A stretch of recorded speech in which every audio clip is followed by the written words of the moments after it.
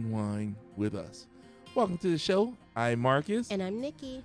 Well, Nikki, again, it's been another week. It's actually been 7 days since our last pod. Okay. We're back. We're back. Yes, we are. Let's see here. Well, it's time to get it cracking, huh? Get right into it. Get Sports. right into it. We're sports. We're straight up sports. Okay. Okay, we got NBA shenanigans. actually I didn't look for any shenanigans. But what we will do is go into the standings for the NBA. Mm-hmm. And what I got here is starting off with the the Eastern Conference. Mm-hmm. We got the number one position is the Pistons. Second place is okay. I'm gonna see if you can know all the mascots. Okay. So We're gonna see. Celtics, Boston, Knicks, New York, Cavaliers, Cleveland, Raptors. Drake, I will allow that. Toronto, 76ers, Philly, Magic, Orlando, Heat, Miami, Hornets, Charlotte, Hawks. Atlanta. You got it. Okay. All right. Okay. All right. Well, good job. Let's go. And that's the order of the top 10 for the Eastern Conference. Okay. So you did good. Let's see if you know about the West. What are you talking about? I know things. Let's see if you know about the West. All right. All right. You ready? Let's go. Thunder.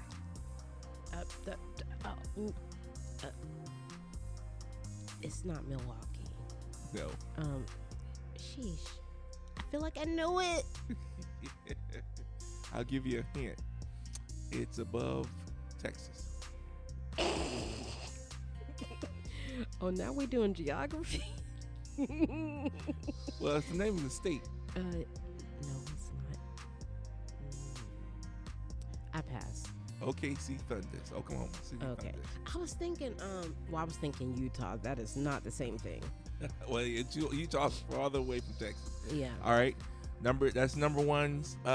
Thunders. They're 49-15. Okay. The Spurs. San Antonio.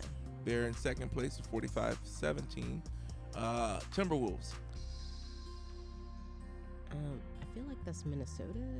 Yes, that is correct. Okay. Rockets. Houston. Nuggets. Denver. Lakers. LA. Suns. I know this one. I know this one. I already said New York. No, it's not. It's Magic. I totally know this one. Okay, I pass.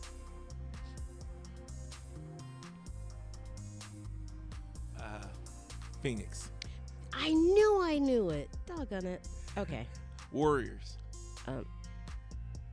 I know this one too. That's your team. Golden State. Okay, it's number 8. Clippers LA again. and Trailblazers. Portland. That's number 2. They're in the number 10 position. So that's your top 10 in the Western Conference. And But I got them all in the East Coast. See, I'm an East Coast girl. oh, you missed Oklahoma. That was not East. Yes, that was. Oklahoma is who? This OKC? That was OKC. West. That's East. Okay. All right, dude. Hey, I didn't put them. That's the way they lined up. All right, then now that's like I say, in the Eastern Conference, the Detroit Pistons are in the number 1 position. Okay. And then, like I say, in the Western Conference, the Oklahoma City Thunder is in the number 1 position. Okay. All right, let's move over to the league that is going right in with the NBA, which will be the NHL. They'll both be going into their second seasons about the same time. Okay. So in the Atlantic Division, this is the Eastern Conference. Okay. So it's the Atlantic Division, and the Tampa Bay Lightning is in the number 1 spot in the Atlantic. Okay. There's 38 wins and 18 losses. Let's go Florida team. They played a total of 60 games. The second on that is the Buffalo Sabres. Okay. They're 62 and 30. 62. They played 62 games, 37 wins and 19 losses. Mm-hmm. Next, number 3 is the Detroit Red Wings. Okay. Number 4 is the Montreal Canadiens. Number 5 is the Boston Bruins. Mm-hmm. Number 6 is the Ottawa Senators. Number 7 is the Toronto Maple Leafs. And number 8 is the Florida Panthers. Yes, Panthers. That kind of sucked. They got both of the same teams in the same division. Well, yeah, right? Yeah. You mean both of the Florida teams? Yeah. Yeah. In the Metropolitan, you got the Carolina Hurricanes, Mm-hmm. the Pittsburgh Penguins, the New York Islanders. Okay. Number 4 is the good Lord, Columbus Blue Jays. Words. I know. Words, man. Washington Capitol, the Philadelphia Flyers, the New York, dog, Words. New Jersey Devils, and the New York Rangers. Okay. So they're in the bottom 2 of the Metropolitan. All right, and then the Western Conference, we have the Colorado Avalanche. This is the Central Division. Okay. And then we have the Dallas Stars, the Minnesota Wild, the Utah Mammoth. Okay. Wow. I never heard of them. Nashville Predators, the Winnipeg Jets, St. Louis Blues, and the Chicago Blackhawks. I don't think I'd want to be a Predator. And the top spot in that central division is the Colorado Avalanche, and they have a record of 42-10. Okay. In the Pacific, it's going to be the Anaheim Ducks, number 1 spot. The Mighty Ducks. The Vegas Golden Knights is number 2. The Edmonton Oilers is number 3. Okay. The Seattle Krakens, number 4. San Jose Sharks is number 5. Los Angeles Kings is number 6. And the Calgary Flames is number 7. And the Vancouver Canucks is number 8. And the leader of that division, again, is the Anaheim Ducks with 35 wins, 24 losses. Okay. And they even keep track of the overtime losses. Oh, wow. So, like I said, we'll kind of monitor the NBA and NHL. They're, like I say, they're right in their regular seasons now, about to wrap it up. Usually, the playoff starts in probably end of May or the 1st of June. We'll see. We'll track that down. And then the 2 teams. The MLB is in preseason, so they're training camp preseason type situation. Games are being played, but as of right now, since they're in preseason, there's no scores or any rankings to announce. All right. Next, we'll go into sports adjacent stories, and we have one that it's the UFC and Mexico City resident twerker. One fight in boring Macy Shajan missed weight. She's very big. Okay. So basically that's a heck of a caption. I mean, that whole yeah. there's like a few things in there that's like That's what we're doing. Okay. Well, UFC is I guess you could say it's a mixed bag. So I guess that title kind of goes along with that. Cause Sure. in the UFC, Sure. I mean, because they can box, they can kick, they can. No, that has nothing to do with twerking and being very big.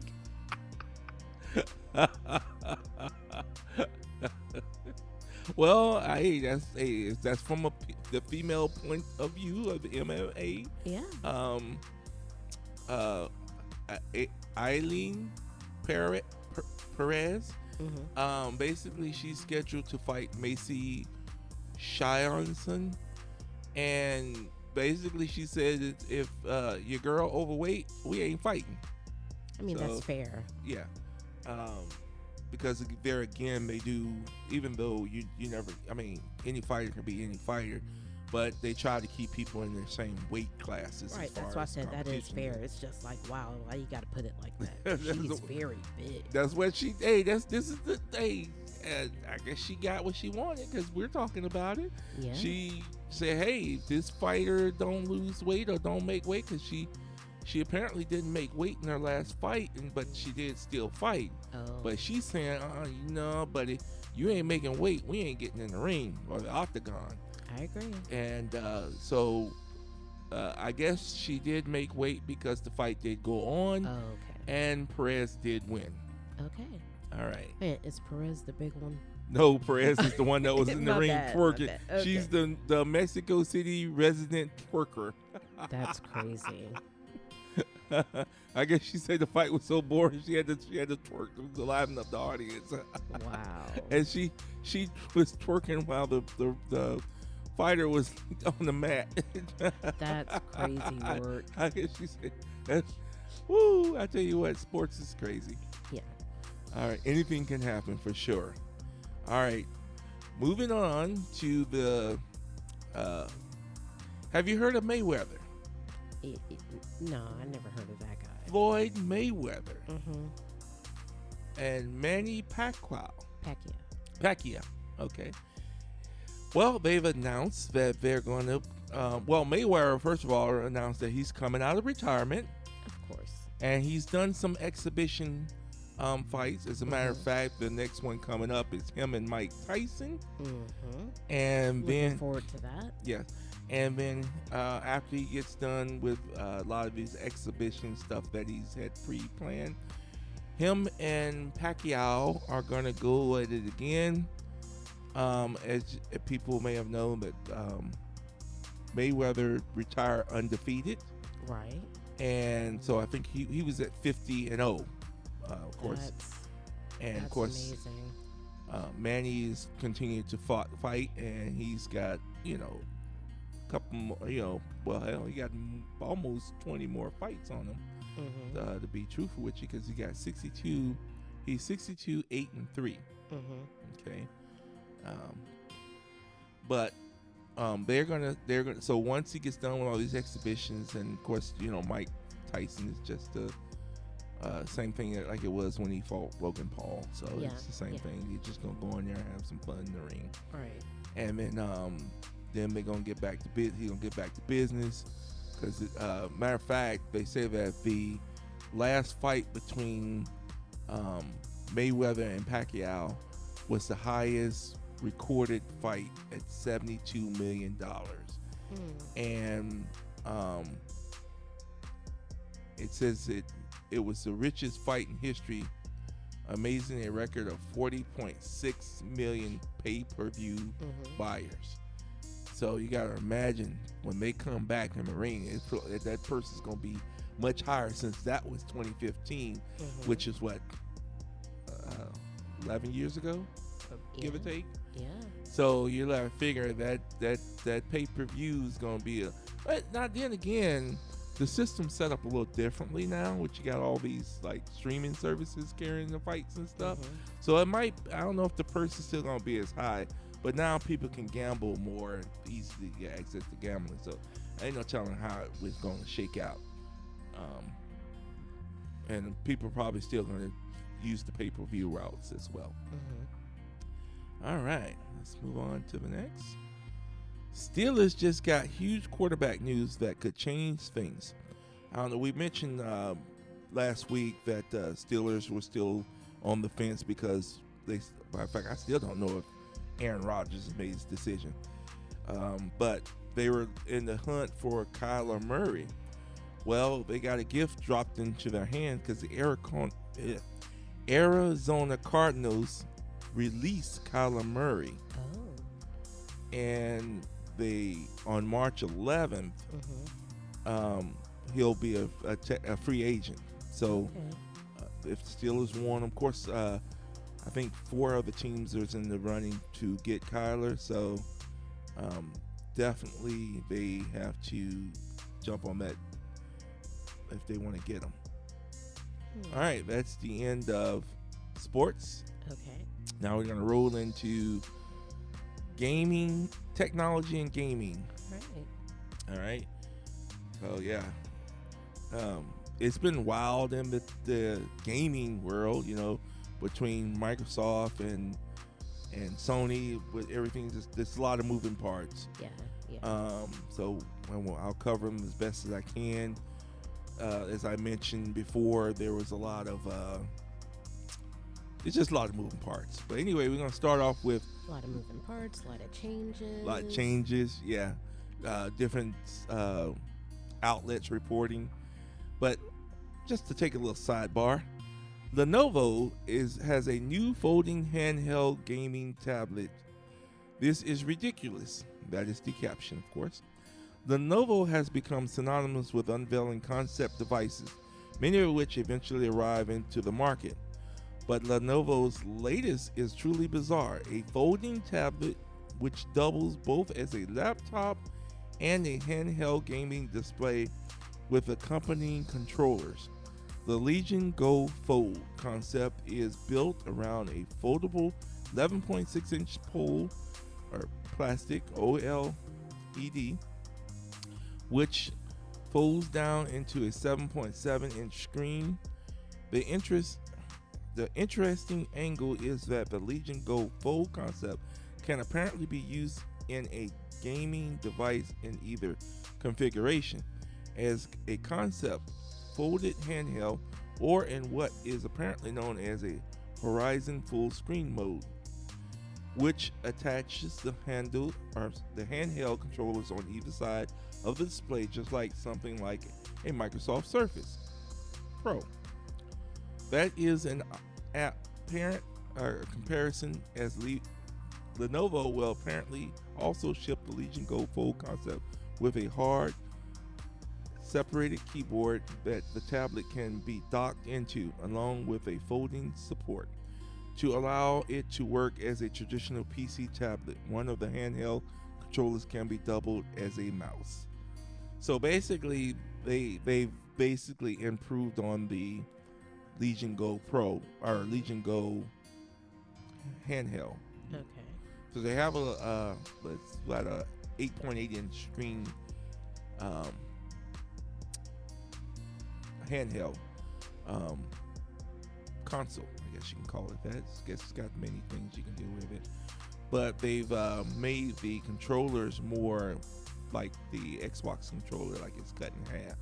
So they made it more look like that can attach to the side of the tablet. So I'm very interested in this, but because it's I play on an 11-inch screen anyway, but this here with the attaching, even if they just sell the attaching controllers, I could be up with that too. But a foldable tablet, which it could double as this thing is a tablet, a laptop, and a game controller or gaming system. I'm down with that. That checks all the boxes. Of course, I'll probably check out the other specs too. But like I say, the Legion Go Pro handheld, like I said, that's 8.8 inches, and this is 11.6 inches. So this would be very interesting. And then when you got it folded, it's 7.7 inch. So that's about your regular small tablet right now. Okay. So that's pretty good. I'm very interested in that. Wait for it to come out. All right. Next we have Rockstar reportedly spread false GTA 6 information to catch leakers. Go figure. Yeah. So what's happening here is as you know, leakers spoil everything. I mean, whether it be a movie, a trailer, they're even spoiling trailers. You can't even release a trailer without them spoiling the trailer, or either getting, they'll get the trailer and leak it. Instead of just talking about it, they'll leak it. That's crazy. Yeah, it says Rockstar Games is reportedly on high alert to prevent GTA 6 leaks and is sharing false information about the game to weed out leakers. Since Grand Theft Auto became a cultural phenomenon and a huge moneymaker for Rockstar, details of its next big release have been a hot commodity.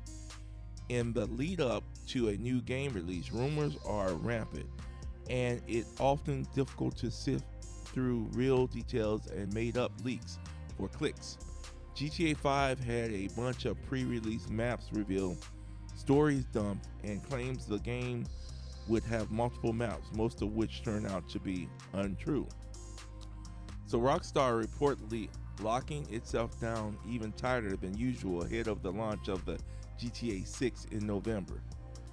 After several delays, a tech spot report, GTA 6 countdown on X says that Rockstar is now spreading false rumors of its own to catch leakers. Make anyone who hears anything nervous about spreading it. Least they're real, their source, and look like rubes when the information proves false.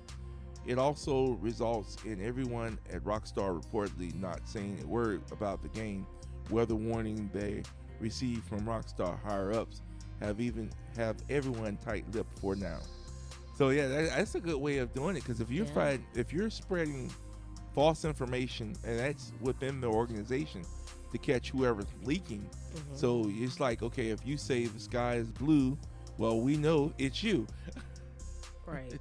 Or if you say the sky is pink, then you're the leak. Right. So I guess that would basically say, because you don't know. It's just like when you don't recall on the movie Rip.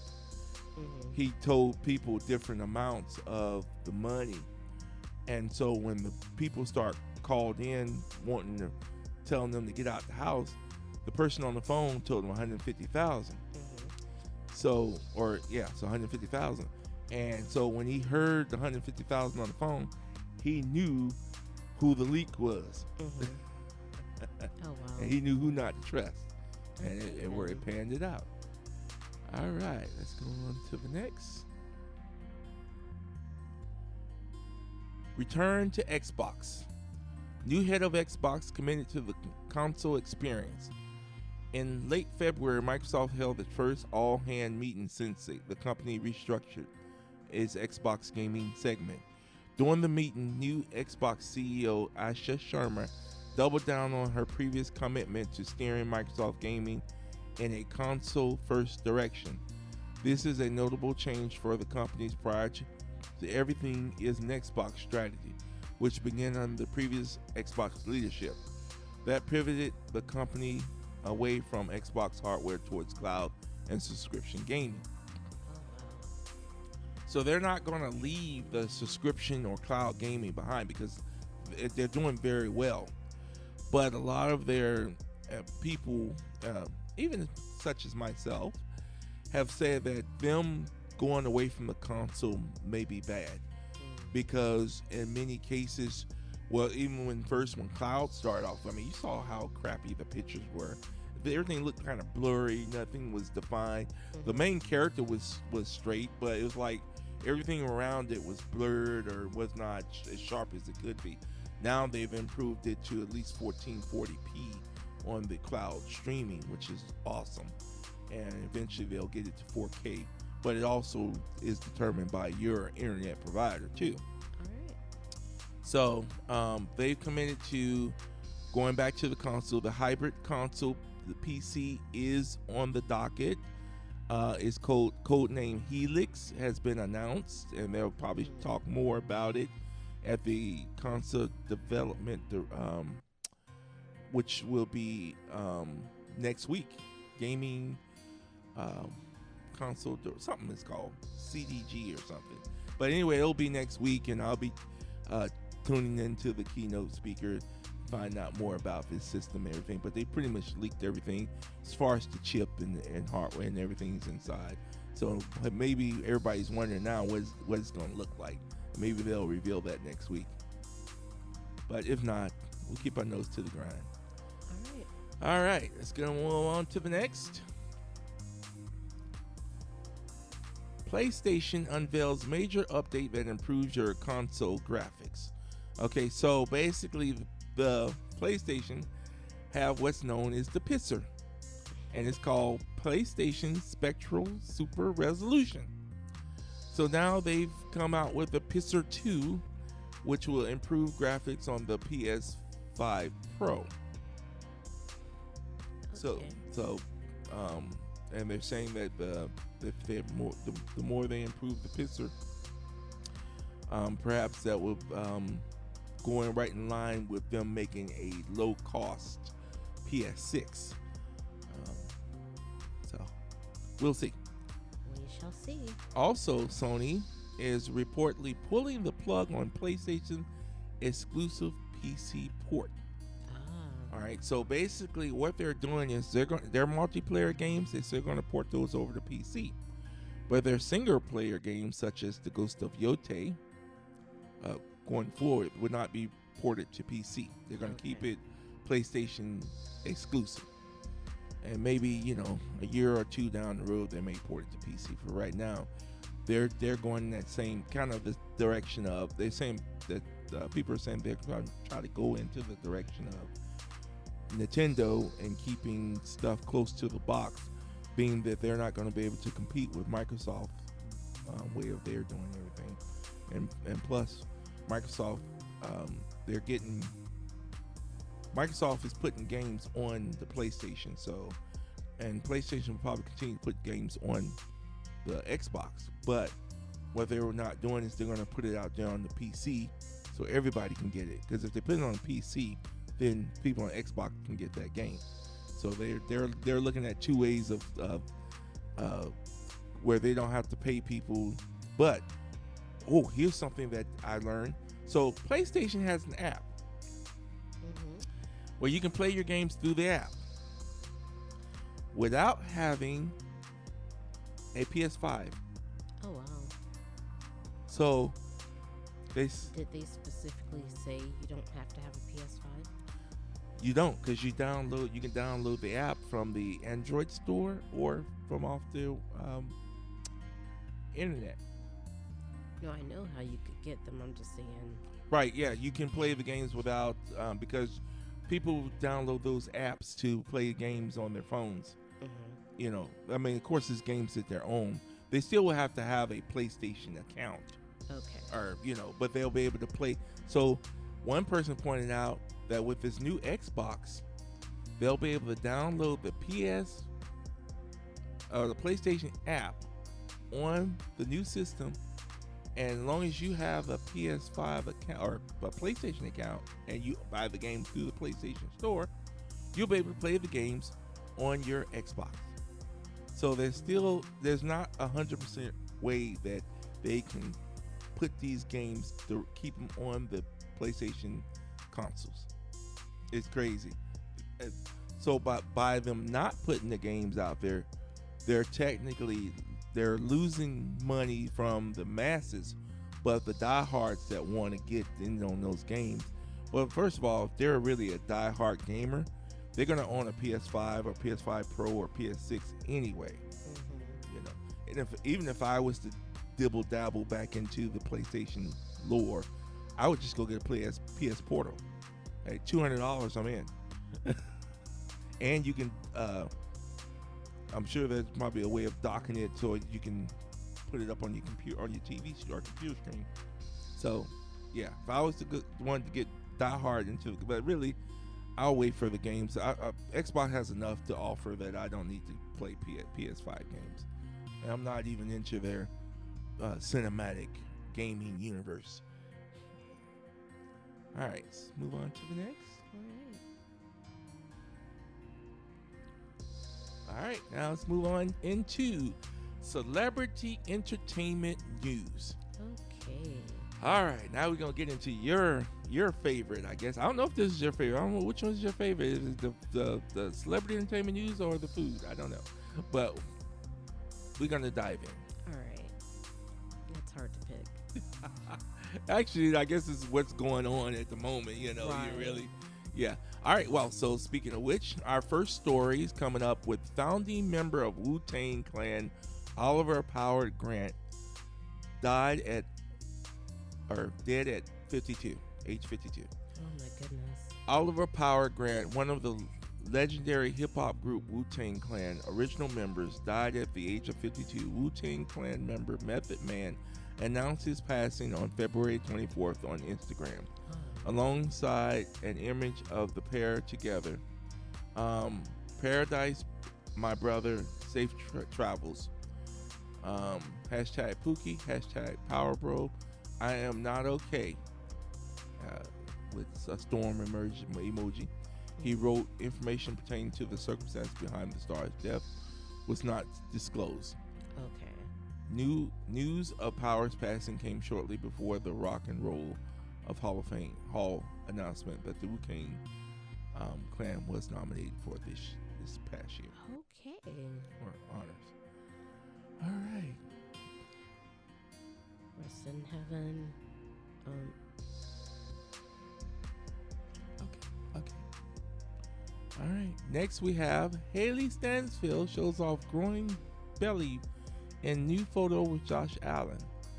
The center star shares a photo of her sitting on a kitchen table, sipping on a mug, as the Buffalo Bill quarterback admires her from below on a chair, also sipping from a mug.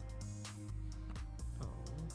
And congratulations to them. Yes, congratulations. And so yeah, and that's basically what the picture shows. She's sitting on the table with one leg dangling and one leg is I guess would be up on his thigh. Ah, okay. And then he's looking in her eyes and sipping, and she's looking at his eyes sipping. Aww. And you can see the big old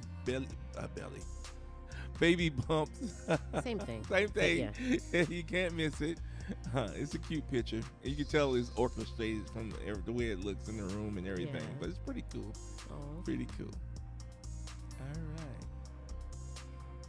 Next we have Joe Budden says he was happy when J. Cole Honda Civic broke down. That's crazy. He says, I jumped for joy. Fake humble. Well, for some of you that don't know, J. Cole is imitating Cardi B. And he's driving around in a Honda Civic, an older Honda Civic, and he's selling his music out his trunk. So he's literally driving from city to city, and his Honda broke down, and he had to have it towed to a shop and everything. And he says while he was at the shop, you could call it a tour stop, because while he was at the shop, the fans showed up showed out. So while they're trying to work on his car, he's signing autographs. Wow. He's selling merchandise. It was a good. So even though Joe Budden is what would you say, poo-pooing on him, he was out there doing his thing and making his money and giving back to the people. As he should. Yeah. That's awesome. So good on him. I love that artists are doing this, going back to the roots. Mm-hmm. All right. Next on the docket, Fat Joe and DJ Khaled have launched a new men's shampoo designed to reduce and blend gray hair gradually.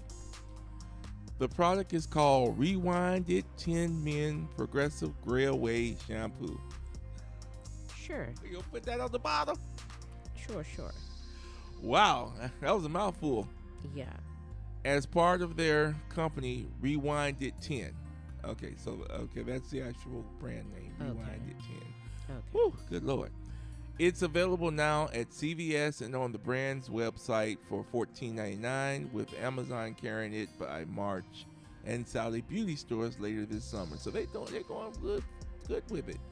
Good thing. It's got argan oil, chestnut seed extract, and hydrozide pea protein. Okay.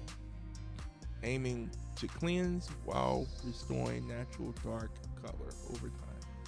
I think I need to try that. I got a gray beard. But it's a shampoo. As long as I've hit on my hair, it's gray too. Oh, jeez. Okay, dude. But nah, I'm due for a haircut. It's but getting into that heated summertime. It's time to cut it off. Yeah. All right. Let's get on to the next here. All right. Next we got Ryan Coogler to reboot the X-Files. Okay. The Black Panther and center filmmaker will write, direct, and executive produce the series, which will premiere on Hulu. Ryan Coogler, known for the directing Black Panther, is bringing a new vision to the iconic series, The X-Files. The reboot was announced in 2023 following a revelation by the original series creator Chris Carter. Coogler's approach will focus on a diverse cast and aims to capture the essence of the original show while introducing new elements. Coogler has expressed his desire to maintain the classic structure of the X-Files, which includes a mix of standalone episodes and overarching conspiracy narratives. He aims to create a series that resonates with both longtime fans and new viewers, stating that the reboot will be really effing scary if done right. He has also mentioned the importance of nostalgia, as the original series holds personal significance for him, having watched it with his mother. Did you ever get into X-Files? I did. I watched it, but I got into it late. I actually got into it after it went off air. Okay. But for what I did see, the story, it grabs you and pulls you in. Mm-hmm. And it's not so much of them finding aliens or whatever, extraterrestrials or anything of that nature. It's just the way that the show was written, and it pulls you into the story, you know. So I definitely enjoyed that. You know, it mind shook, because I also watched that show called Roswell, which was the same thing. That was right around the Area 51 situation. Mm-hmm. And what Roswell was, there was actually aliens, and they were hiding out as regular people. And every so often somebody found out that that person was alien, and then of course they had to keep it a secret and all that stuff, and right, because they saved their life or all that stuff. So it was another good story. Next we have Hilary Duff admits she crashed the Freaky Friday premiere because Lindsay Lohan was her childhood nemesis. Okay, let it go already. Like, for real.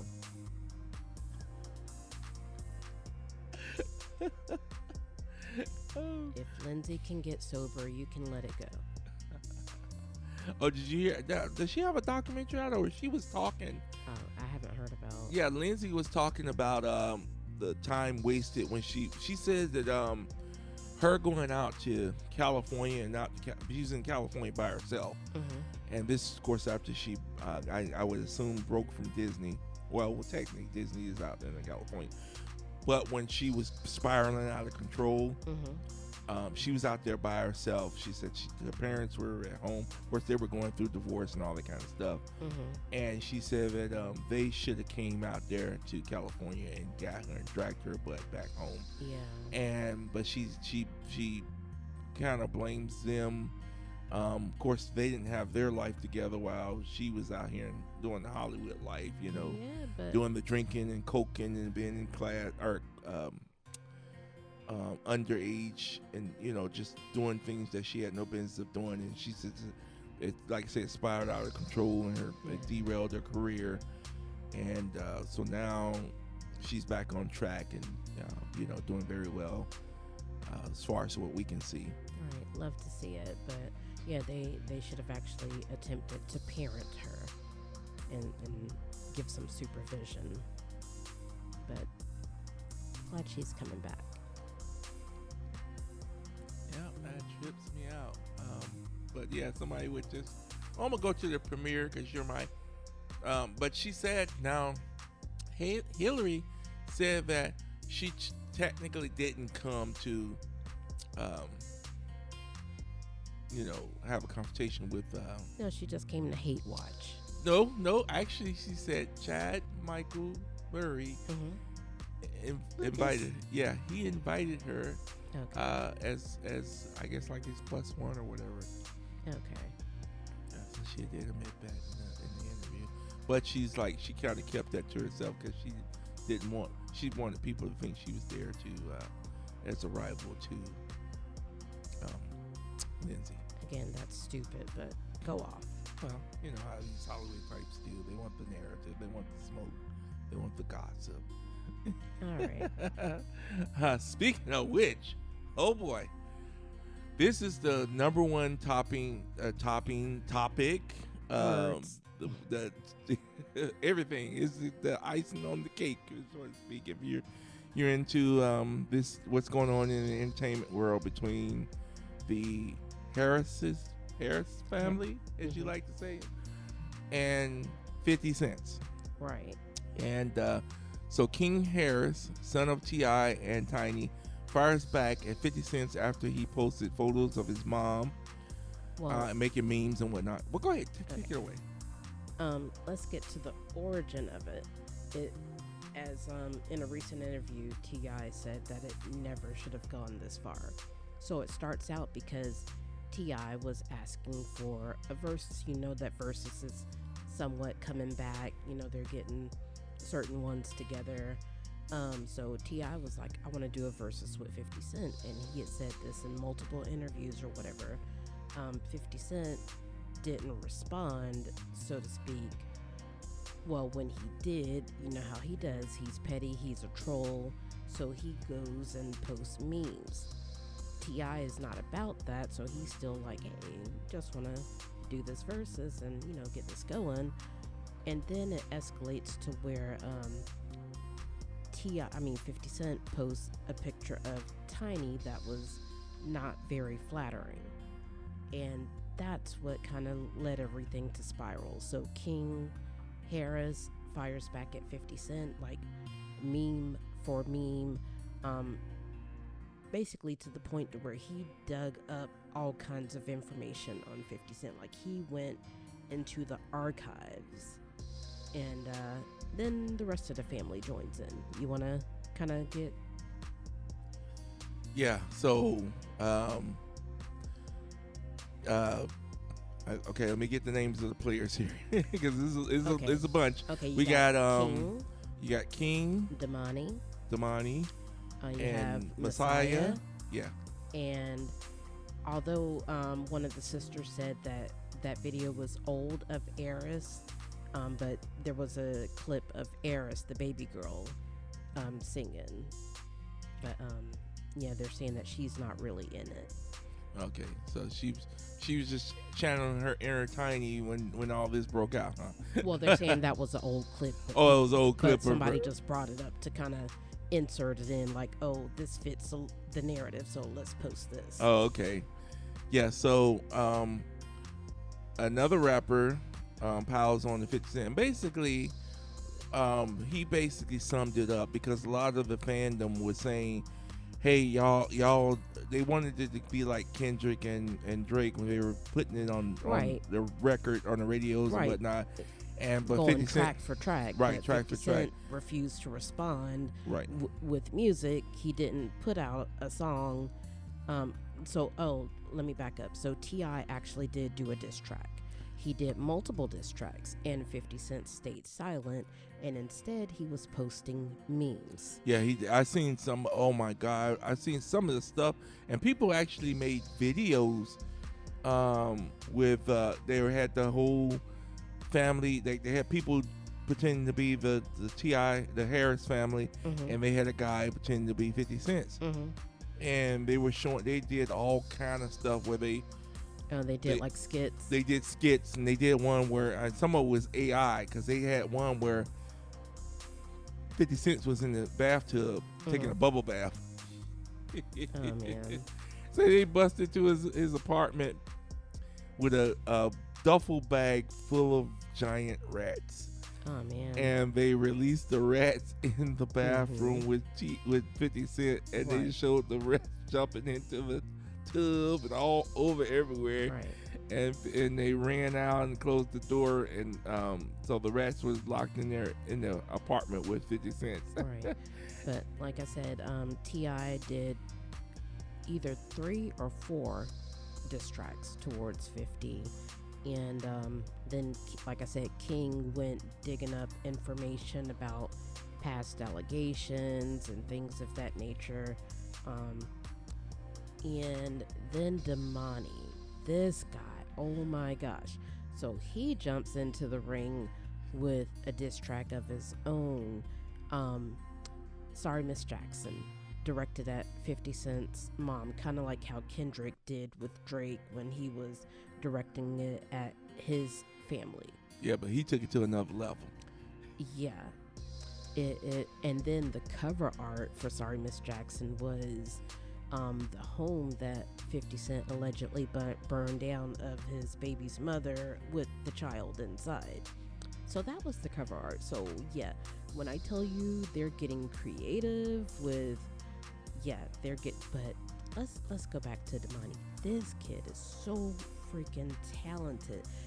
People are saying that it's like he's channeling J. Cole and Kendrick all in one. His wordplay, his lyricism, his flow, everything is on point. People are saying like, okay, T.I. is passing the torch. This kid might actually surpass his dad. He's that good.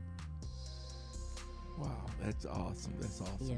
And I guess you, even though it's kind of toxic, and it's entertaining, but also you put people on notice for the Harris family. Yeah. Because like I say, with the 3 boys, they've really just on stood that up. Note, we haven't mentioned Messiah, so.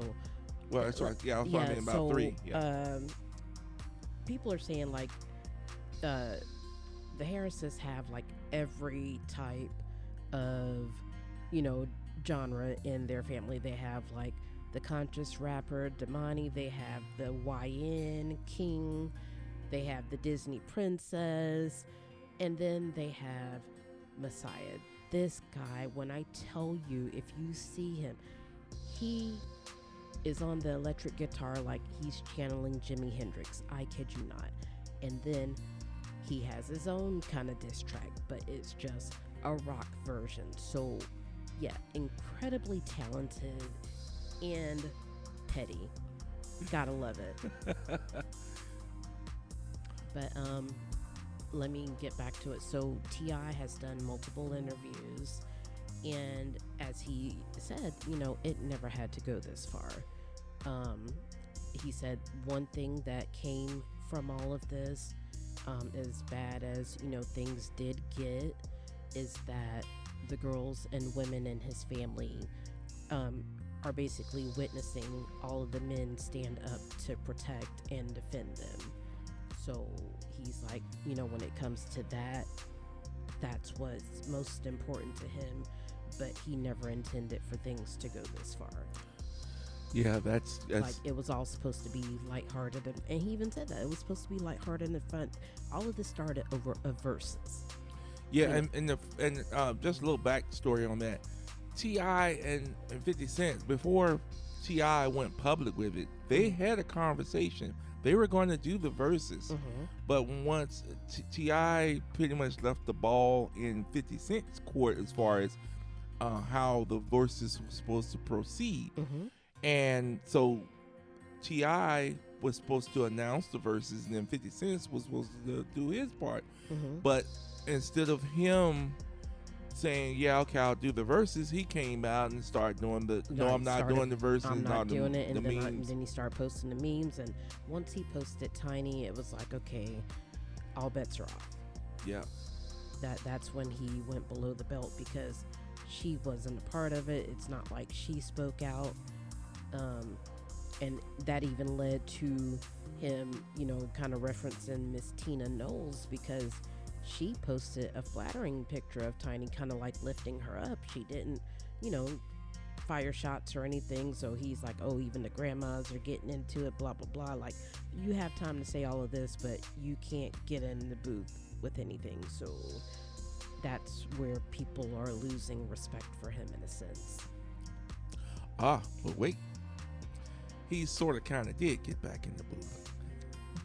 Yeah, and I can't respect it. But go on. So 50 Cent seemingly fired back at T.I. on New Power's Origin theme song. Okay. So and that just dropped Thursday, March 5th.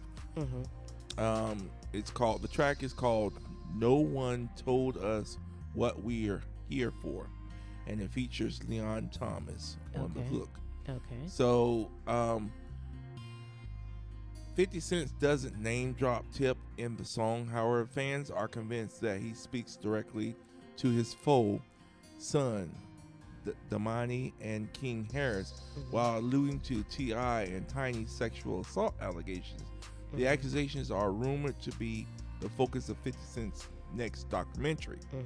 Okay, so, and I mentioned this to you in our pre-meeting. I said that was kind of genius, because if he did do that, and that is the theme song to the show, then every time that show airs, he's just gonna be like laughing inside. That's about T.I. Yeah, I get that, but I still can't respect it, because when you had the chance to go toe to toe, you stayed silent, and to put it on your show when the show has nothing to do with the beef. The show should be about the characters and the show, in my opinion. So I can't respect it. I'm sorry. I get what he's trying to do. He's being, 50 Cent petty. But, yeah, I can't respect it. Well, yeah, that's what, was it Benzino? So Benzino, the reason how he got involved was he was in a car accident. Apparently his alleged being hit by a car during a dispute with his child's baby mama. And so when 50 Cent saw it, he basically did a meme and everything, and said something about that. And then of course when Benzo recovered, what's his name? Benzino. So when Benzino was able to recover and come out the hospital, he basically was weighing in on the what was going on, the beef. Okay. And he said, he basically said the sentiments of all the fans. 50 Cent should stop all this child play memeing and all that stuff, and get in the studio, put it on wax. Right. So yep, I can't respect it. I'm still gonna watch Power, but I can't respect it. Yeah, we gonna get into that legacy. All right, next we got Bootsy Badass seeks permission to go to China for an alleged diabetes cure. Someone called my assistant. So Bootsy Badass wants asked his parole officer if he can go to China to seek out a viral diabetes treatment. In a now deleted tweet, Bootsy reposted a new post from the Say Chi TV that reads, China scientists have successfully used stem cells to reverse type 1 and type 2 diabetes in humans. I actually recently saw something about this. Stem cells are helping some type 1 patients make insulin naturally. No injections, no pumps, just your body doing it work. So I wish him luck on that. I don't wish diabetes on anybody. Right. I try to stay away from that myself. I be watching the sugar and intake and all that stuff. Trying to keep our A1C down. Yep, A1C looking good. Same. But yeah, I get that, usually when you're on parole, you're not permitted to go anywhere unless it's for work or like family emergency, but who knows, he may get it. But if he does, I'd be interested in seeing how that works out. Baby, glad I'm not his parole officer. I'll be like, yeah, you can go. Why don't you take me with you? Oh You're my gonna need gosh. you're gonna need supervised monitoring while you're over there. Okay, dude. And go to China. Of course, he had to get approval from his superiors. Right. All right, now here's the one. This the one that I've been cheesing. You've been telling me, no. She done. Well, Rihanna sparks R9 buzz after sharing late night studio clip. Okay. What say ye? I say until an actual album drops, I'm not going to be reporting on this because Rihanna will give us a soundtrack song or something of that nature, but yeah, nobody's getting their hopes up for a new album. Okay, well, I mean, that sparked the difference, man. You know, because you got to figure she's comfortable, she's relaxing, she's getting that creative flow going. And why would you be in the studio at 3:13 a.m.? And again, she might be giving us another soundtrack. We don't know. So until an album drops, I'm not that optimistic. I'm just saying. Right. And Anti is still doing numbers, so she has that. That might be motivation. She got a successful business. She got the Valentine's Day launch went successful. She's been successful for, well, how long has Anti been out? 10 years? Yeah, they said it's been 2016. Yep. So yeah, she's been all of that for all of those years, and she has not tried to drop another album. Yeah, well, you know, she was busy building her empire now, and her family. So now that it's probably died down a little bit. She get busy in the studio. We shall see. Get her she gonna be doing the vocals and singing, and ASAP gonna be doing the hooks. All right. Again, we'll see. Don't hold your breath, people. I ain't holding my breath, but my ears are dancing, waiting for the music. All right. Speaking of which, Cardi B and Megan Thee Stallion reunite on stage in Houston. And it was a delightful surprise for fans because during Cardi B's Little Miss Drama tour stop, the two artists performed their hit song WAP together, captivating the audience with their dynamic performance. Cardi introduced Megan, stating, "Ladies and gentlemen, your very own Houston finest, Megan Thee Stallion." Before Megan entered the stage and joined Cardi for a performance. The performance was a mix of Cardi rapping and Megan dancing, with the two sharing a kiss on stage, further adding to the excitement. After the show, both artists shared tweets and moments on social media expressing their love for each other and their fans. That's what's sad. Love to see them together. Go Cardi, go Megan, go Cardi, go Megan. All right. Keeping it rolling on. Zendaya mom reacts to Law Roach leaking the news of her daughter's wedding. On Sunday night, the image architect Law Roach attended the 2026 Actors Award and shocked the red carpet with the biggest news of the night. Zendaya and Tom Holland got married. Speaking to Access Hollywood, the stylist revealed that his longtime muse privately tied the knot with her Spider-Man co-star, and we all missed it. The wedding already happened. You missed it, Roach revealed with a laugh. It's very true. Yeah. And she's like, you'll never see that dress. Wow. You gonna do it? You gonna do it like that, Zendaya? Oh, I'm sure that it's gonna be a photo shoot, spread somewhere. Maybe not though. So, what did her mom have to say? There was no rebuttal. You said that Zendaya's mom reacted. Right, that was the title. That's what they do. Okay, then that made no. Okay, moving on. I can double check.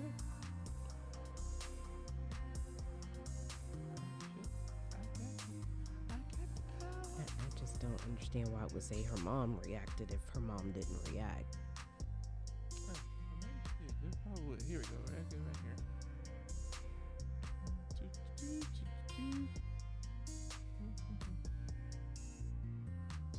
Okay, let's see here. This is now the Ethiopian star mom Claire Stormer has joined the chat, offering up a notable, vague response. On her Instagram story yesterday, Stormer reshared the clip of Roach speaking with Entertainment Tonight, unearthing which she wrote, the laugh. She also added a laugh emoji, but remained otherwise cryptic. Okay. So. Okay, I thought she was going to be like, girl, who told you to say anything? But, okay, that's not bad. She's just like staying cryptic. So she acknowledged it, but she's like, okay, inside joke. You had to be there. Wow. Your mom well, I guess. Well, you know, you got some, I like that there's you got some parents that, hold their tongue. Yeah. But then you got some parents where they're out there just, I'm going to get spotlight, get my 15 minutes of fame. So. Exactly. So, okay, that's not bad. All right, now we're going to enter into entertaining news stories. All right. And let's see what I got for you here. Let's see. Let me look into my Rolodex here, see if I have anything. Yes, I do, actually. Gen Alpha, a Rolodex is a thing where it was like a bunch of cards with phone numbers and information and things like that on people. Now you have contacts in your phone. Carry on. You know what? You couldn't help yourself, could you? I couldn't. Oh, we'll get filler.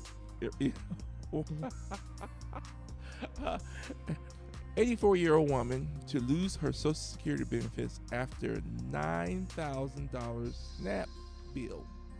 What? Yes. I don't. So basically, and the overpayment was the government's mistake, but she's still required to repay the debt. Wait, from SNAP? From SNAP.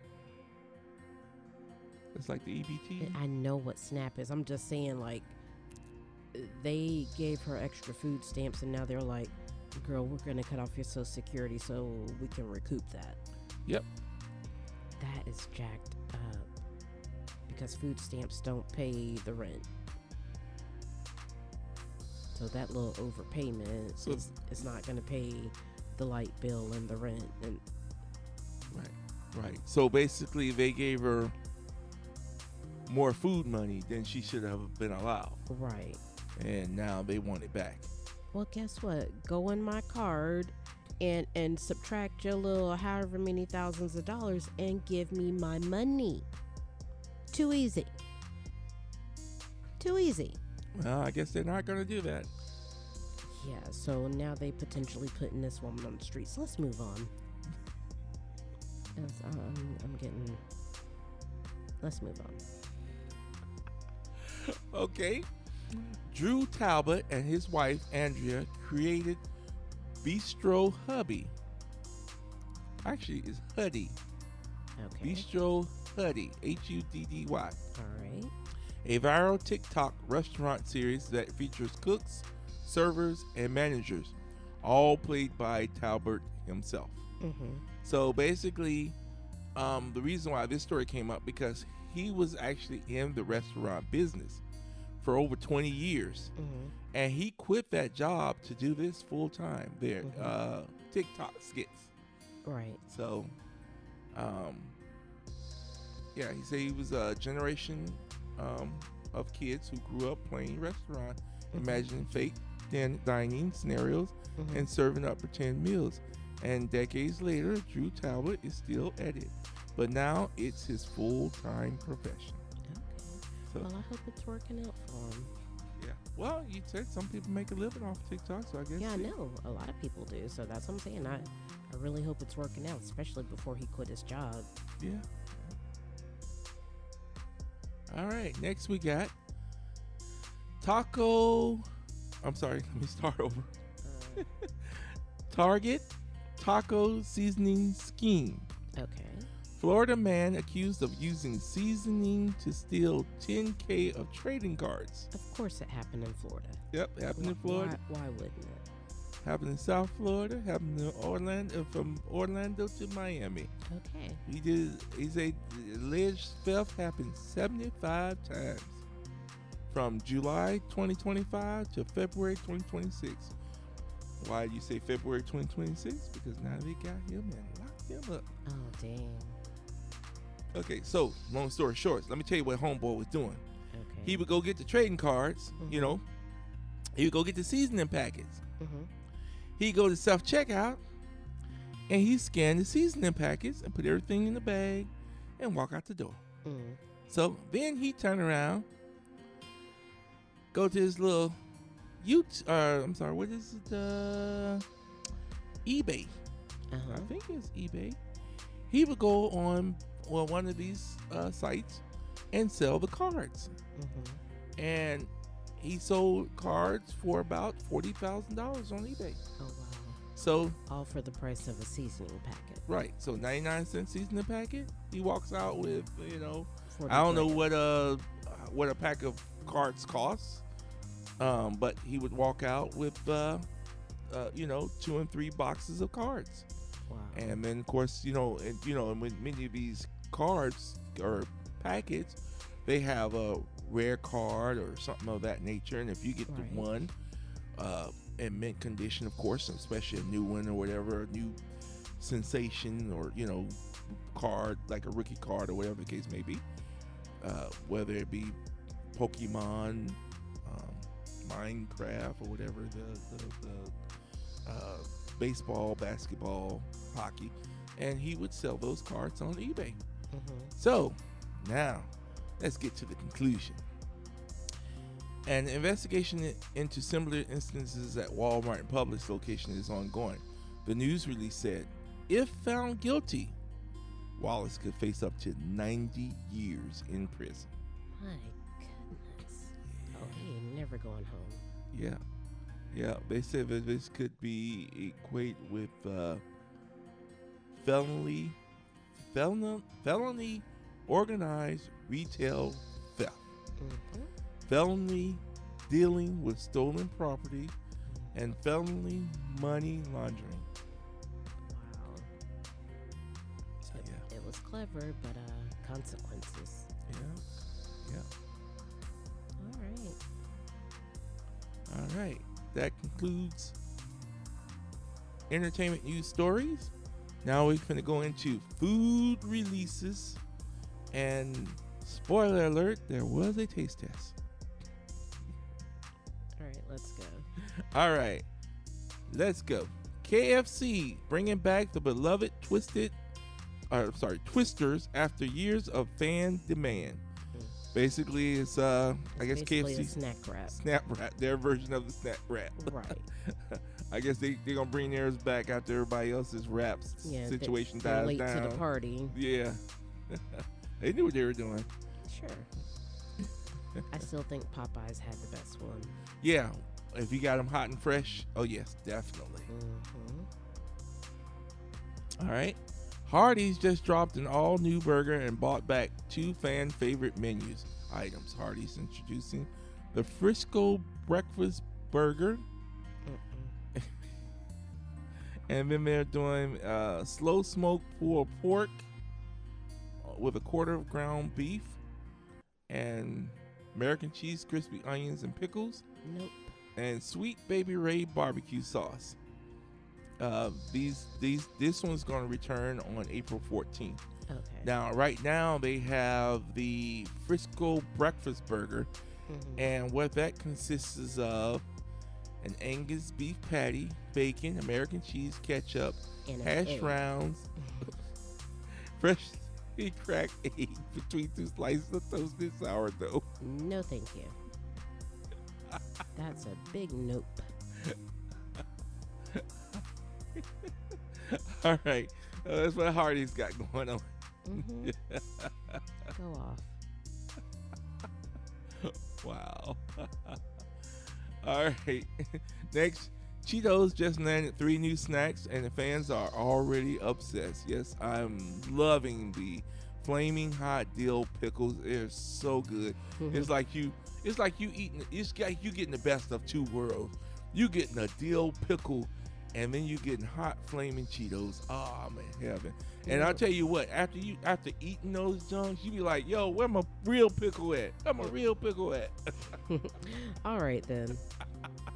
All right. They also put some of that flaming hot salt Cheetos dust on the Smart Food popcorn. And then they brought back the fan favorite Cheetos Puff cheese pizza. And of course, yes, they put the flaming hot dust on that as well. No, thank you. The Puff, they don't apply stuff appeal to you? Well, I was with you until you said they put the flaming hot on. I've never been a fan of the flaming hot. Oh, okay. But did you like the cheesy pizza? I don't know if I've ever had them, but they sound interesting. Okay.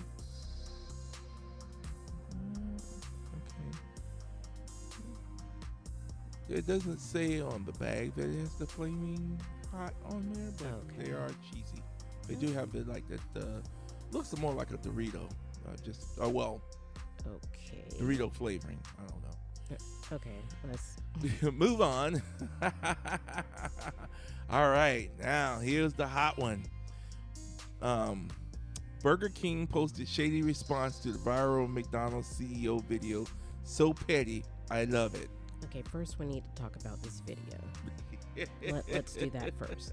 So last week we talked about McDonald's coming out with their burger, the Big Arch. Actually, they're not just coming out with it, it's just now coming to the U.S. So to promote this burger, I'm assuming, their CEO decides he wanted to do a video of him taste testing. And his demeanor, his body language, even his wording, the whole video was just so cringe. He's like, I'm about to eat this for my lunch. Oh boy, that's a. And he called it the product. He didn't call it a burger. Right. He called it the product. Multiple this product. times he called it a product. He's like, oh yeah, stuff is falling out everywhere. Okay, let me see how to attack this. And then he takes the smallest baby bite. It looked like he didn't even get any meat in the bite. Looked like he just barely bit the bun and was like, oh yeah, no, that's a burger. So everybody has been spoofing this guy, and then now we're in the midst of burger CEO taste test wars. Yeah, we got, so far I've seen Burger King, Wendy's, In-N-Out, and I think A&W also. A&W did it. Wow, Yep. So everybody's doing it. Not to mention them thousands of people doing their own videos, doing skits and doing stuff. their own skits and everything. Oh, and people have been posting a meme from SpongeBob where Squidward was taste testing the Krabby Patty, and it was the same thing. He took the tiniest bite and looked so disgusted. Yeah, I saw that too. So yeah, it's been huge. Yeah. So yeah, like you say, Burger King CEO tried their new Whopper that we just mentioned. And just to recap, the Whopper, basically they switched up the bun, and I don't know what they did to the mayo, but there's some kind of new mayo. Other than that, they wanted to keep the integrity of the Whopper. And it's also in a box to keep it from, to keep the... Right, because normally they just wrap it up in the plastic or a little paper and throw it in your bag. Right. So he tries that, and he takes a big bite, and he gets a little sauce on his face, and he's like, oh, the only thing that's needed is a napkin. Uh-huh. And then Wendy's, Wendy's guy went in. Wendy's threw a little shade. So their CEO tries the Baconator, and he's like, oh yeah, this is a big burger. And he also had a Frosty and threw a little shade saying, oh, and our machines actually work. So there's that. McDonald's. Yeah. And I didn't see the In-N-Out and A&W one, but like I say, it's been so good. Yeah, but Wendy's went in. Wendy's about ate the whole burger. Oh yeah, he took like 4 big bites and then washed it down with his Frosty from the machine that worked. And he ate a fry. He said you gotta have your fries and your frosty. Yes. That was good. It was so good. That was so good. So this is hilarious. Yeah. So, the thing is, because I've seen, an analyst like sum it up like, hey, people are like, he's the McDonald's CEO has been getting backlash, but on the same token, it got people talking. So even though we mentioned the Big Arch Burger, which I know Marcus said he wanted to try, I low-key did, but I don't know. But yeah, it's got a lot of people talking, and people are actually, going to try it. So maybe just out of like curiosity, like, hey, let me take a big bite and see what it's giving. But yeah, so even though it gave him backlash personally, the marketing might have actually worked. Same thing for Burger King. Their sales have increased on the new Whopper, so it's apparently working. Yeah, I like I say, I tasted or should I say? Yeah, you I didn't just taste consumed it. the Big Arch. Yeah, I consume. Oh, it is very good. Just to give you a comparison, if you've ever had the Burger King Big King sandwich, it's pretty much similar, but except for McDonald's has the crispy onions on there, and of course a lot of cheese. Oh, yeah. But this burger literally melts in your mouth. I mean, and it's so much. It is massive, definitely. Yeah. Well, I think this dude, even though he took a little small bite, he had some big hands. Yeah. All right. Okay.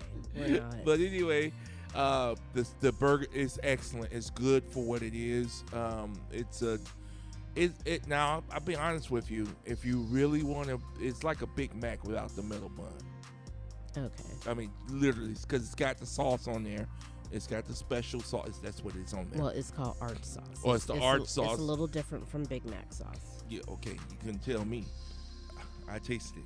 It tasted it's like it's not the same. Yeah, well, me tasting it tastes like the same sauce. Sure.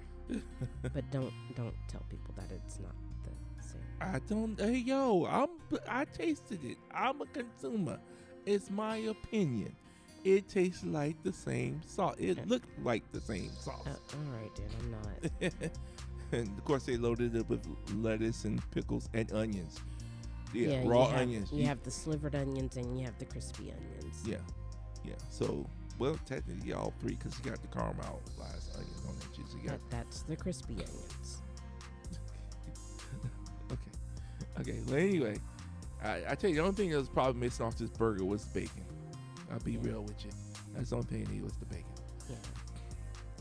All right, so we're gonna keep an eye on this. In the meantime, it's been hilarious.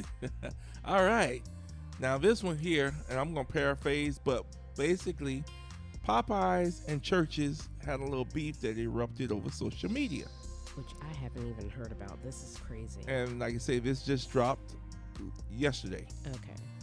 Yeah. So this is not sure if you can blame it on the rising temperature or what, but tension seems to be thick in the air these days, with rivalries flaring up in pop culture.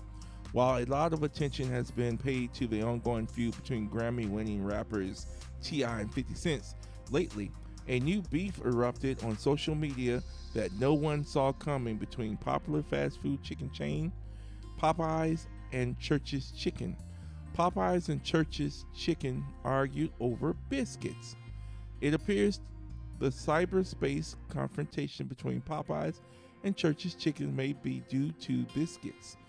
Back on March 4th, a user on X referenced the recent burger tasting between McDonald's and Wendy's and Burger King CEO, and noted that one should be done with the Popeyes and Church's Chicken. I did see that. Then on March 5th, Church's Chicken was interacting with satisfied customers on X, and quite a few people were giving the restaurant props for its biscuits. Then when some X users started comparing Church's Chicken biscuits to Popeye's biscuits, things got out of hand. It started with the Church Chicken account commenting, "We prefer our with honey buttered for some reason." and commenting on Dextro's post on Twitter referencing the recent news that Wendy's is hiring a chief tasting officer position. Popeyes threw a jab at Wendy's, commenting, "Good, they need it." Wendy's, of course, didn't let that remark go, eventually calling Popeyes Flopeyes. Popeyes That's quickly funny. dismissed the comment with, "Maybe your new chief tasting officer can make a better biscuit." The exchange between the three restaurants are not short of hilarious. You can follow along with them by going to Church's Chicken or Popeyes and Wendy's account on X. Which it makes no sense that Wendy's is beefing with two chicken brands, but yeah, that's funny. But back Does to Wendy's have a biscuit? Wendy's does not have a biscuit, but again, Yeah, okay. I don't know if they remixed something up since the last time I've been there. But as far Yeah, as I we know, ain't had a breakfast from Wendy's in a long time. Yeah. Oh yeah, they do have. Yeah, they do have breakfast biscuits. I think. I don't know, but yeah. Just want to go back to the video that started it all. Dude was like you say, the CEO of Popeye should have to take taste test their biscuits without any drink, and he was like, In-N-Outs should have to try their tacos. He goes, and Arby's should have to try those steak nugget things. Oh, Yeah, he was naming off a few of them, like, all of y'all need to get in the ring and try these items, and yeah, see what y'all actually think of since y'all putting it out there. So yeah, that was funny, but I didn't know that the Popeyes and Churches actually responded. That's hilarious. Yeah. But back to actual food releases. What do we have? Okay, coming up next. Taco Bell launches dessert empanadas. Taco Bell is making sure its customers have a sweet finish to their meal with the launch of chocolate fudge and caramel empanadas nationwide beginning today, which will be yesterday. Is it caramel apple or is it... No, they're separate. One's apple and one's fudge. No. Caramel. Well, one's chocolate fudge and caramel. And then one's okay, there's three. But okay, I'm sorry. There's three, but this was about two. So it's a chocolate fudge empanada and then a caramel empanada. Like a salted caramel? No, there's no in their description. There's no salted. Okay. It looked like an empanada. Empanada. An empanada stuffed with caramel. Okay, so that is different. I was just asking if that was separate from the apple one because they've already had the apple one. Oh, okay. The apple is still on the menu. Okay, that's what I was wondering. Yeah. Okay. All right, Taco Bell. That actually sounds interesting. All right. Next on the docket, Dave's Hot Chicken is offering a new menu item called Hot Mozz, which features crispy, melted, and gooey mozzarella stick. These mozzarella sticks are available at a la carte or as a slider and can be ordered with various spice level from hot. I'm sorry, from not hot to Reaper. The product is designed for social sharing and is priced starting at $2.99. For more details, you can visit their official website. Now, these, when I saw the video of these, think Chili's Nashville Hot mozzarella sticks because they're kind of like a mozzarella plank. They're not like a skinny little mozzarella stick. That's what these are giving. Yeah, they're about the size of the old Chili's school ones. No, they're fish like, patties okay, again, from McDonald's. Think the Chili's Nashville Hot. They're about that size. Well, yeah. I mean, I agree with your description because we've gotten them multiple times. But the reason I said the McDonald's fillet of fish because Oh my gosh. Stop. not many people might go to Chili's and get their mozz sticks. Okay, well, not many people are comparing mott sticks to fillet of fish patties. Well, they're close that enough. Doesn't even, no. Well, if you see the picture I have here, which if you I have seen it. I've you seen go the to picture. our- I've seen the video. go to our YouTube channel and you see it on YouTube, But while we're talking about this, it will appear on the screen. however, think Chili's Nashville Hot mozzarella planks, but in varying degrees of spice. Yeah, I'm gonna have to get on these. Wow. Okay, so I guess we're gonna go search out Dave on the south side. All right, what else we got? Sonic. Since we got to talk about all the hot stuff, now let's talk about something that's good. I actually want this one here. I mean, that's good. The other stuff was good. I mean, it's good, but I'm talking about something cold and refreshing. Okay, well, and sour. Yeah, well, that's okay. Sonic's debut is Super Sour Shamrock Slushy for St. Patrick's Day. Okay. Find a more over-the-top slush and we'll wait.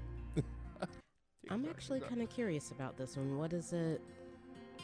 Sonic's Drive-In is debuting its own take on the green treat this month. The Sour Shamrock Slush. While many St. Patrick's Day surprises for major chains have featured mint in recent years, this frozen drink is anyone's craving. Something sweet and sour. The drink channels the taste of a sour green apple, and its color and flavor profile are reminiscent of an appletini. Yeah, I'm here for this one because I never liked those other drinks because, like you said, the mint. I don't like mint in ice cream. I don't like mint in chocolate or coffee or anything. So this one actually sounds appealing.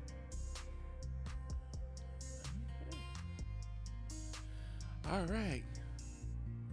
And of course, we talked about the new Burger King Whopper, and she mentioned, so I'll go and slide on past this one here. With Tom Curtis, I'm gonna give you a shout out. He's the president of Burger King US and Canada. We enjoyed your video. Yes. All right. On to the next. All right. Panda Express launches dynamic sweet and sour chicken nationwide. Spice lovers rejoice. So it's called the Buldak Dynamic Sweet and Sour Chicken. That is their spiciest item ever, and was incredible when I got to try it during the tasting phase. Of course, I didn't myself personally. Now, I'm going to say this. If it's spicier than their spicy orange chicken, then it's super spicy, because that spicy orange chicken, I enjoyed it, but it was super spicy. Well, that's basically what it's the spicy orange chicken, and then they got peppers and stuff in there. That's it. And this then is spicy, sweet, and sour. That's not the same. Nikita, I'm gonna repeat this one time more. Sweet and sour. It's their hot chicken, and they're adding the sweet and sour sauce. Okay. All right then. And then if it's still not hot enough for you, they have hot sauce packets, so you can make it even hotter. No, thank you. So it comes with wok toss with red bell peppers, onions, and of course their custom formulated Buldak sauce. All right then. Oh, and they also serve it with rice too. Puffed it rice.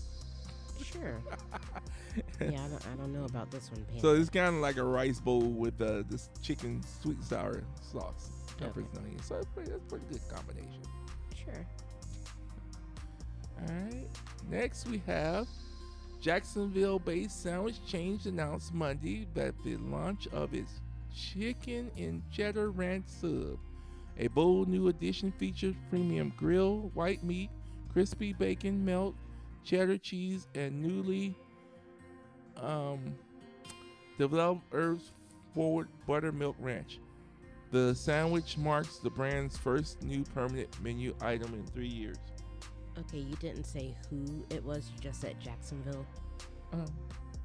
Firehouse Sub. Okay. Didn't know Firehouse was native to Jacksonville.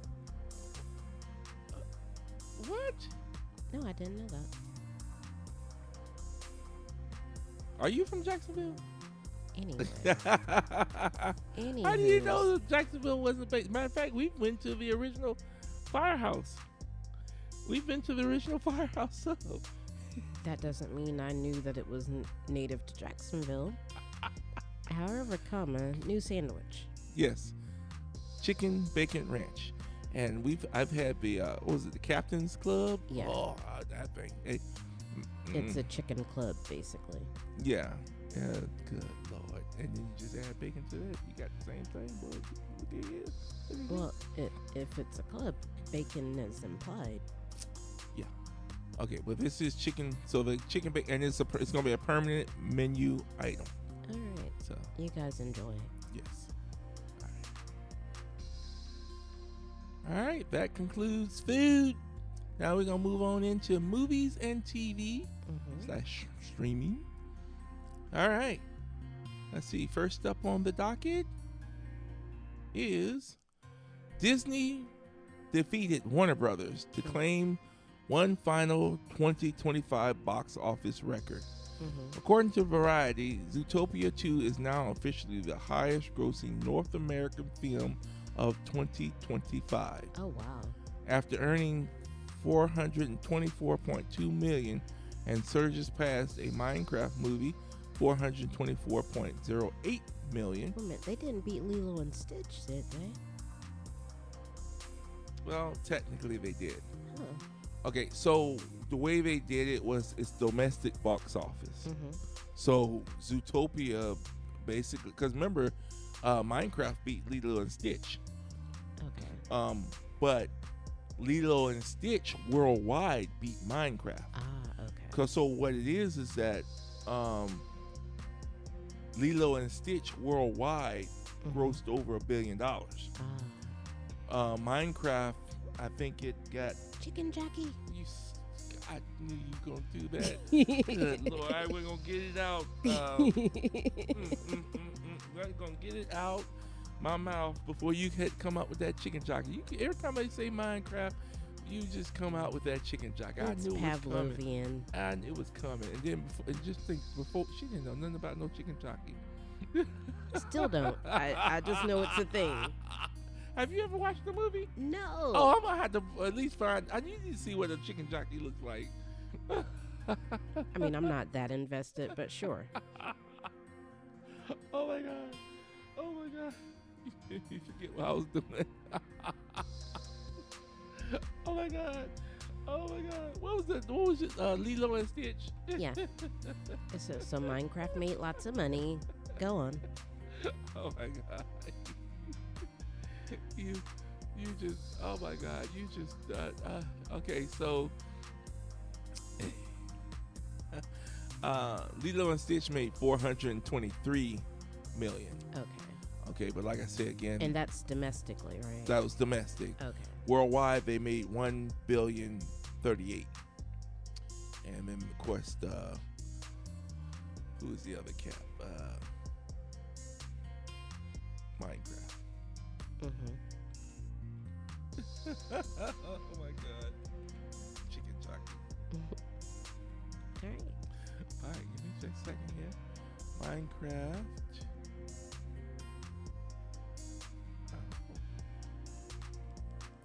Just side note, Minecraft 2 is coming out next year. All right. Yeah, Minecraft made $961 million. Okay. Yeah, and of course we know Zootopia just almost close to $2 billion. $2 billion. Yeah. Oh my goodness. Pull up the correct years. I gotta watch that one day. Yes, it's on the whatchamacallit. No, I'm saying I still haven't seen the first one. Oh, yeah, yes, right. You see the first one because the second one will actually be on. I have it, but we'll go ahead and talk about it right now since we're still in movies, TVs. So,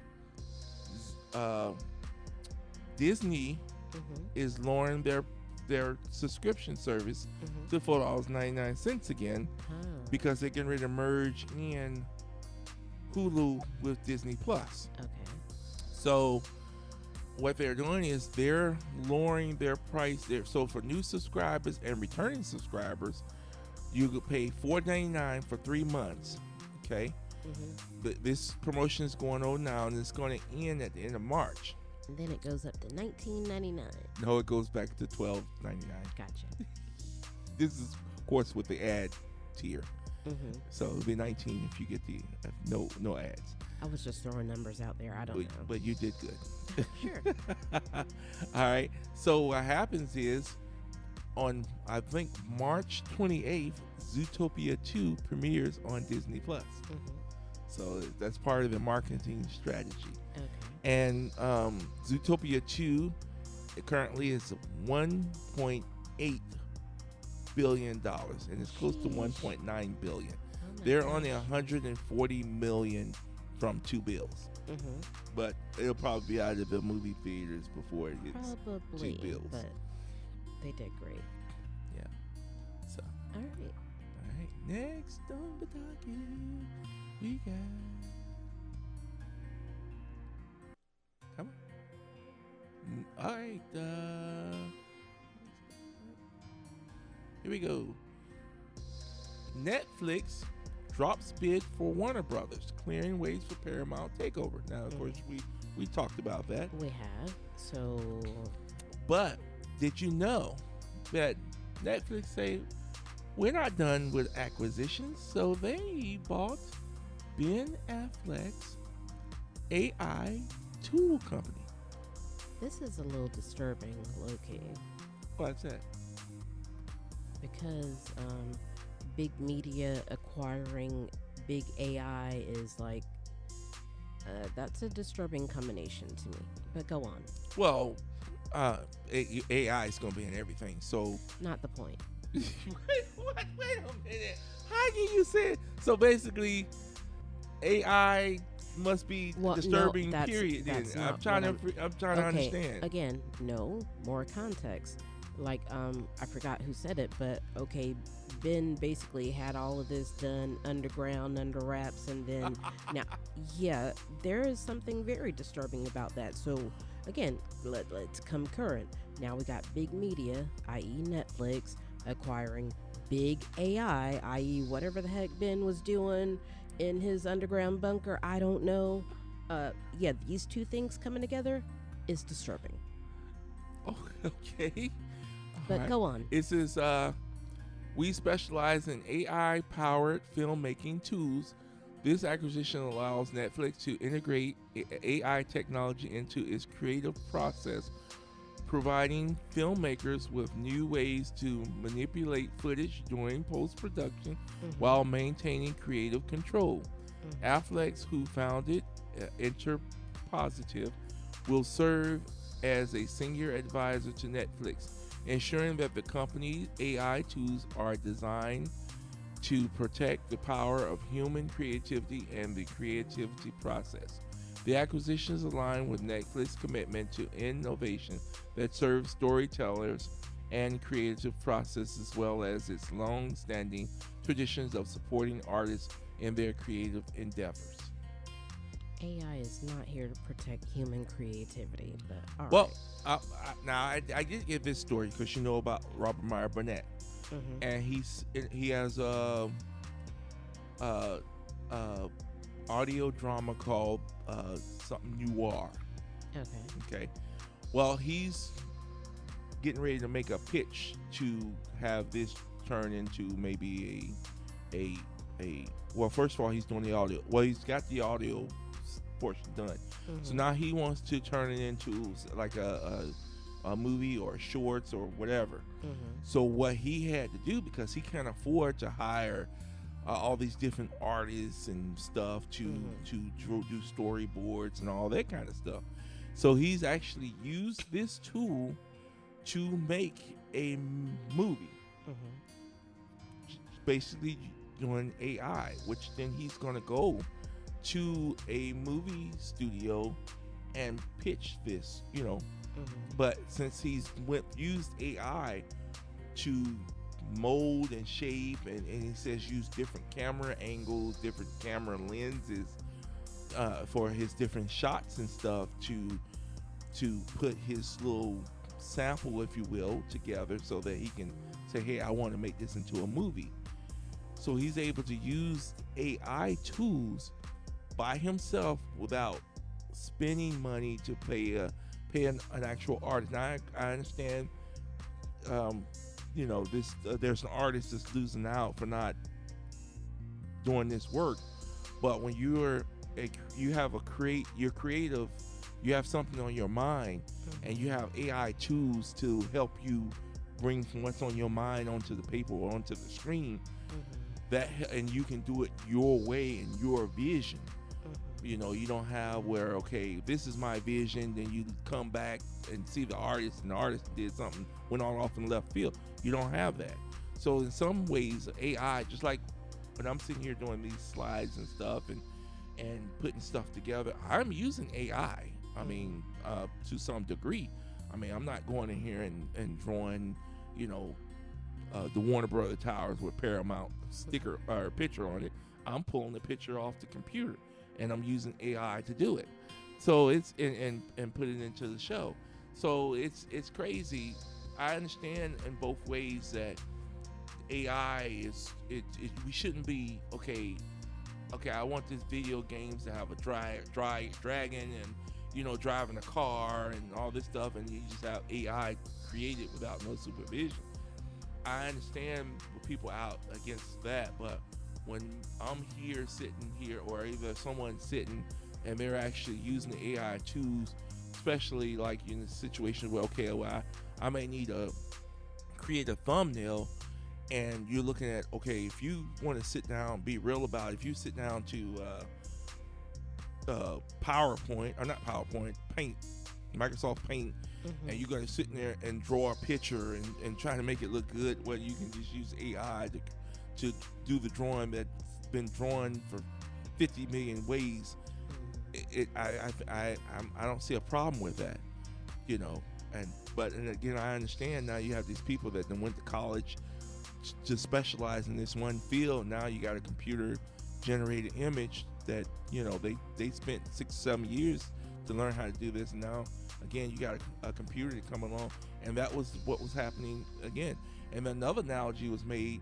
He says, when people ask the kids, okay, how do you hold a phone?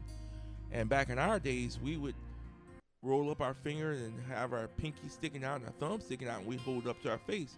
He says nowadays, if you ask a kid, pretend like you're talking on your phone, they're just gonna hold up the flat hand to their face. So, and that technology, I mean, that's another thing where you're saying, well, somebody with a pen and paper is being replaced by a computer program. Well, just think about what happened with the cell phones. It's the same thing. Before, we had rotary dial phones. You had operators sitting at a operation station. Now we got cellular service. There's no phones tethered to the house or the car, or you know, or you carrying around a battery pack with your mobile phone. Now you just have a flat screen, which you can, you know, use it for calendars, memos, recording, taking pictures. It's so much that this phone has replaced and put people out of business over time. Like, for instance, now we can watch TV on our phones, so you really don't have to have someone that was making TVs, they went out of business. We have calendars, so now we have calendars on our phone. Well, guess what? Now they can stop making Rolodexes. See how I brought it back there? Yeah.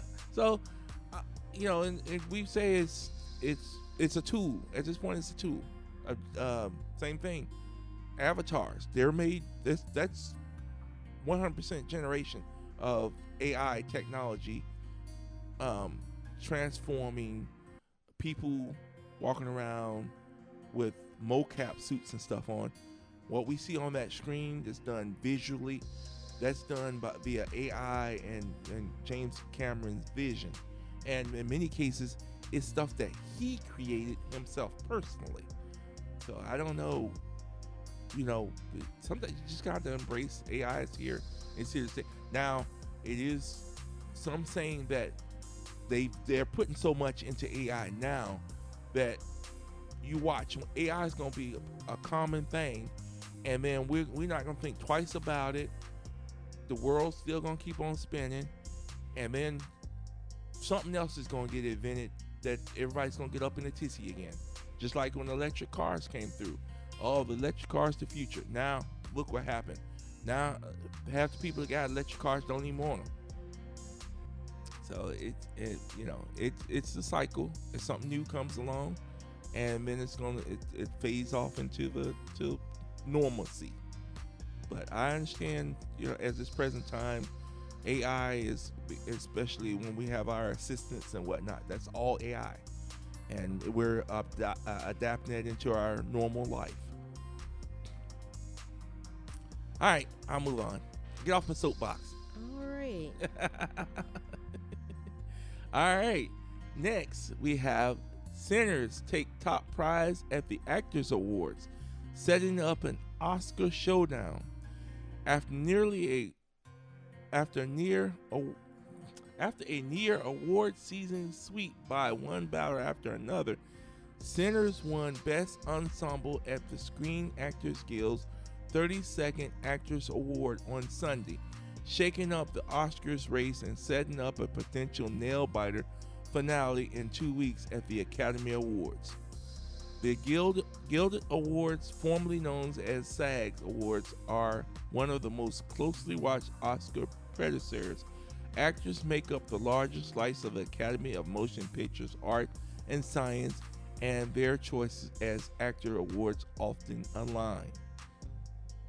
So, Sinners, basically, the ensemble is equivalent to the movie of the year. Okay. So, if they're elevated by, and here's the thing that people may or may not know, the actors in the SAG are the same actors that vote for the Oscars. So let that sink in. So a lot of these, so the Oscars has, hell, they almost have a billion, not billion, a million people that vote in the Oscars. So what happens is the people that are in all these awards like SAG, and there's a lot of them out there, guys. There's so many out there, I couldn't name them all.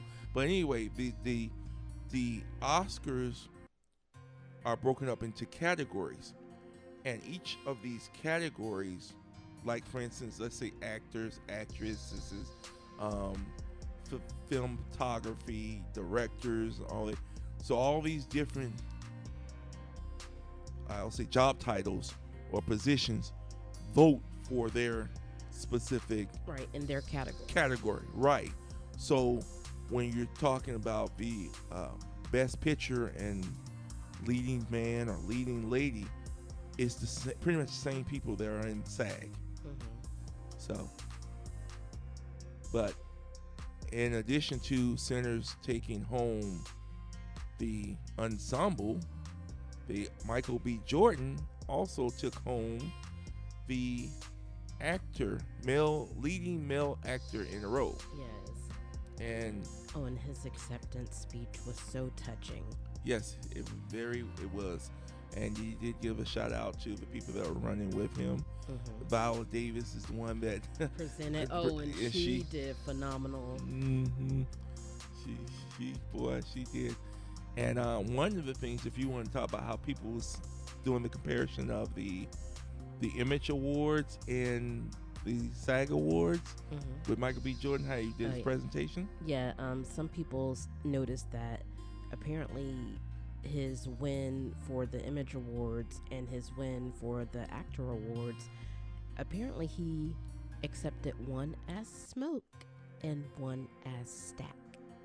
So what they're saying is if you pay attention to the mannerisms and even the colors, you'll notice those subtle things in his acceptance. So that was pretty cool. You know something that I noticed right off rip? He stuttered. Remember, he doesn't stutter normally while he's talking. Right. But in his acceptance speech at the SAG Awards, he stuttered just like he was talking like, I forget which one he's talking like, but he stuttered, and I was like, wow, that was the same reminiscent of the character in the movie. So, a few people pointed that out, like, okay. Yeah, so yeah.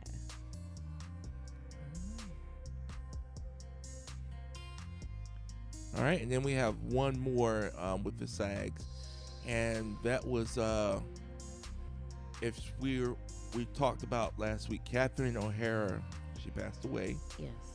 And she was just to give us some context, the SAG Awards cover TV and movies. Right. Okay. because it's more so actor awards, not Right. so much like you say, specifically movies or specifically TVs, like the Academy Awards and the Emmys.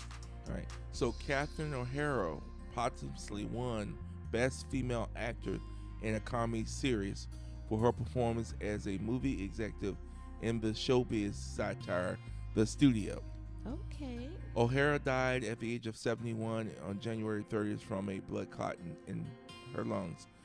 At the Shrine Auditorium in Los Angeles, the crowd stood in a standing ovation for O'Hara's after she was announced as the winner.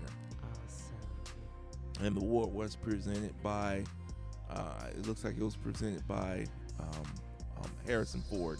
Oh. And also Harrison Ford did win, they did give him an award as well. Okay. I think something like a Lifetime Achievement Award or something like that. Okay. So, but she got a standing O, and of course the award was accepted by him. Awesome. All right, so now we have another. We have Paramount.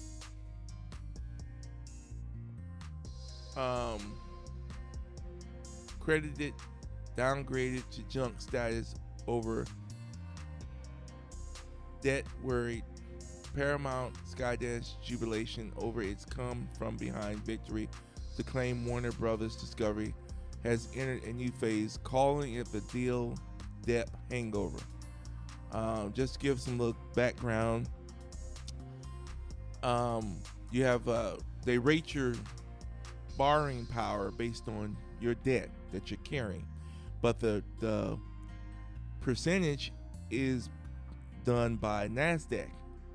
So they have, because of the debt that the Paramount will be carrying after they merge with Warner Brothers, the buyout is $110 billion, and the debt will be $79 billion once they absorb Warner Brothers Discovery, bringing CNN, HBO, TBS, and the Cartoon Network into Paramount. And with that amount of carrying that amount of debt, their basically credit rating is in the toilet, literally. Oh wow. And so basically what that's going to do is that banks will not be in line to loan them money to make movies.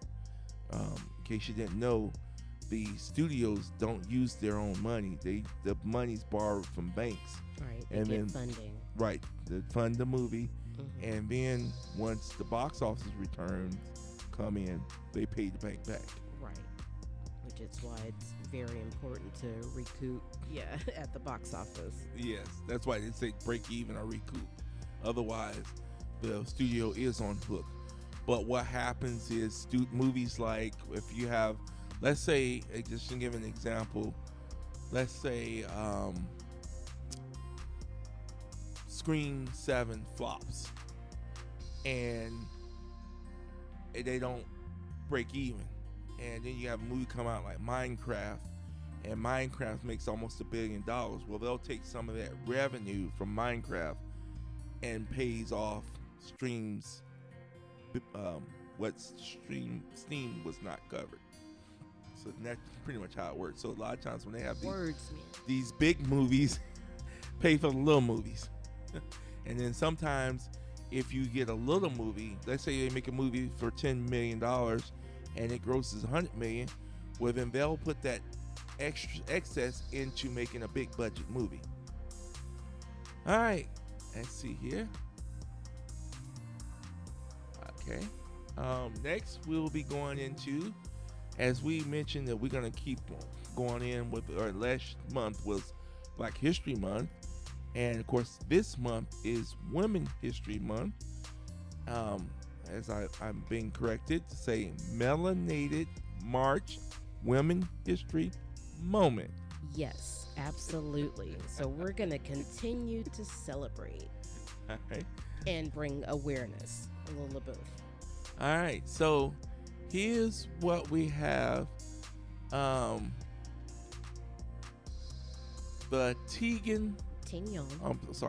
The Tignon law where in 1786 Spanish colonial regulation in Louisiana that required black women to cover their hair, intended to enforce racial hierarchy, but ultimately became a symbol of cultural pride and resistance. And I have historical context, but I'm gonna let you go ahead and put it in layman's terms. So in Louisiana, there were actually freed black women and men. History of that is for another time, but so these were freed black women at the time, and they were very beautiful, very well put together from head to toe, and it became a problem for non-black women who actually took it all the way to the top, complained to the governor to make this become law that they had to cover their hair to allegedly hide their beauty. But guess what happened? They complied and was still beautiful. So they covered their hair with the wraps called tignons, and they adorned them. They made them colorful. They wrapped them elaborately this goes all the way back to Africa.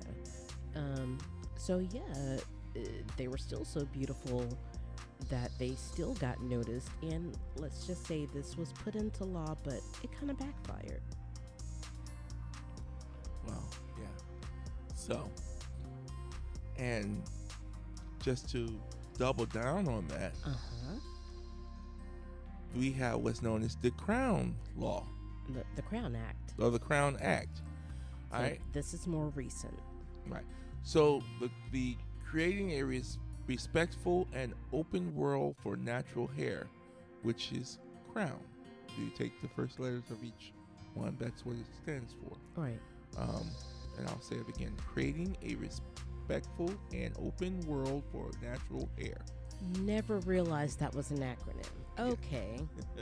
Okay, yeah. Go off. All right. So historically, federal attempts to pass the Crown Act, including the 2019 and 2022 version, which passed the House but were blocked in the Senate largely due to insufficient support to overcome filibusters.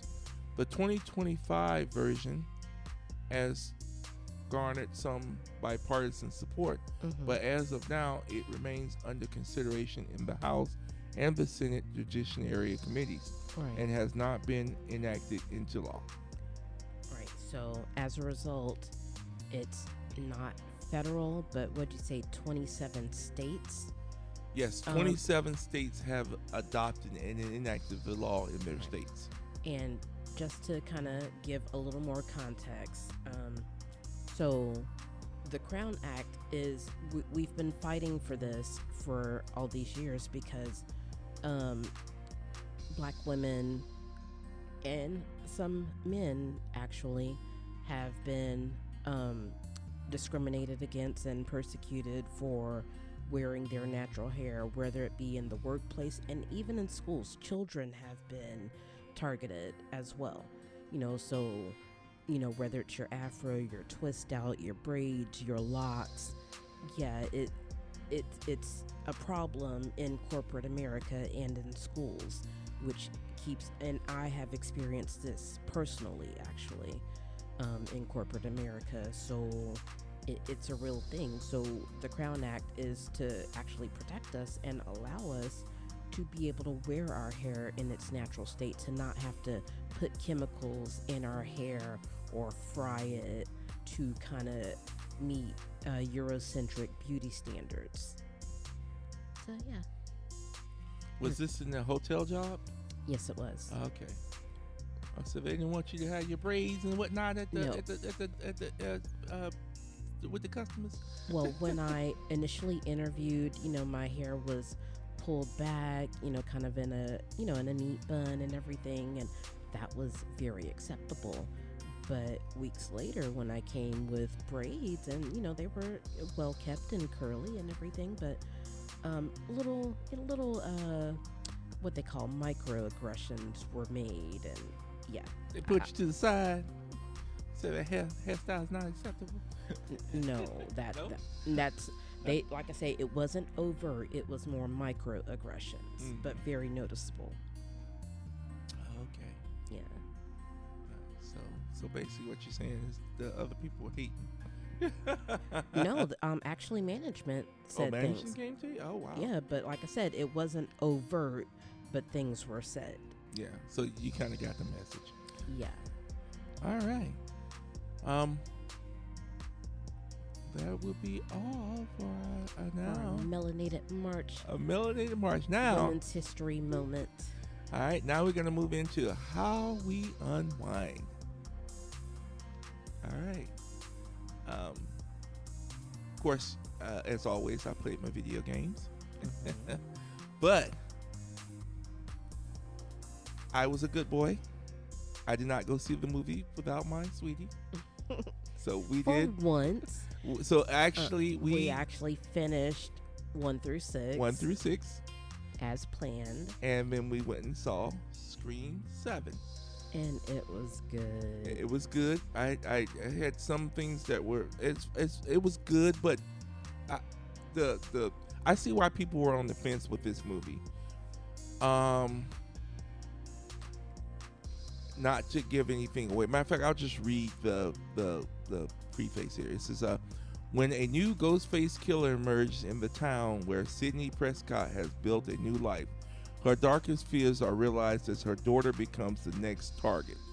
Scream 7 2026 finds Sidney Prescott quiet life shattered when a new Ghostface targets her daughter, forcing her to confront her past horrors.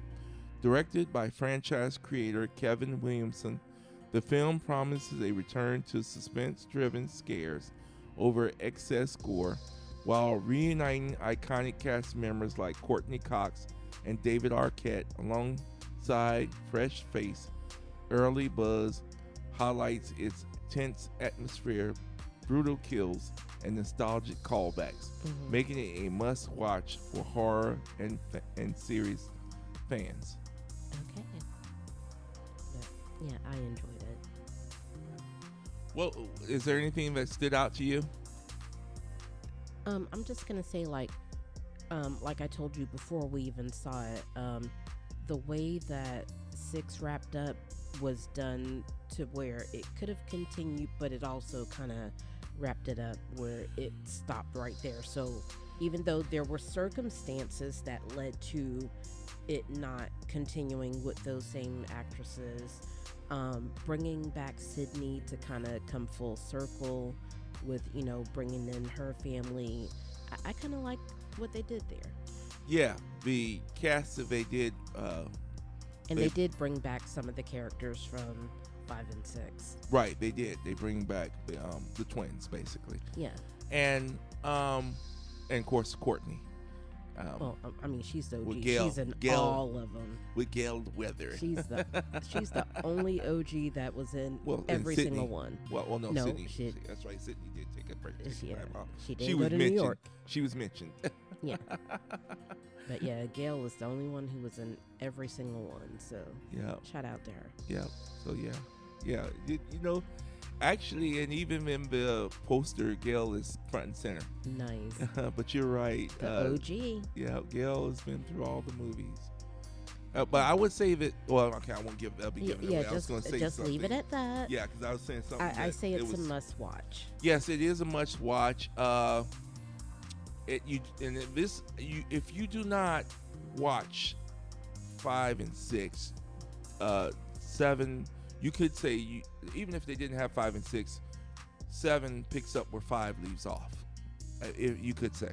Well, they still reference 6 a lot because they reference New York a lot. Mm-hmm. So yeah, they did. There's that. So it still ties it in.